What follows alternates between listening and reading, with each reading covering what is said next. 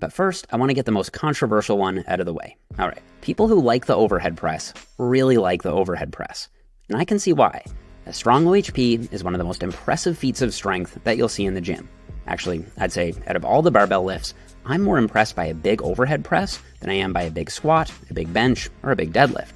But the question is, how effective is the exercise for building 3D delts?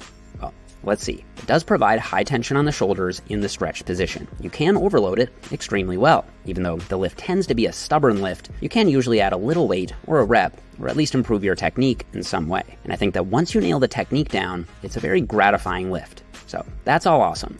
However, it does have two downsides. For one, it's very anterior delt dominant. When we look at activation patterns across the delt heads, you see that the side and rear heads aren't activated much with the overhead press. And for two, because you're standing, it's not the most stable. This means your lower body and your core will have to work to keep your balance, which will shift some tension coming from the bar away from your shoulders. That's not a deal breaker, but it's probably not ideal from a bodybuilding standpoint. So, all things considered, I think I like the barbell overhead press more than a lot of science-based hypertrophy heads, but I think I like it less than some power building purists. I'm putting it in B tier plus. I think it's overhated from the science crowd, and I think it's overrated from the barbell crowd.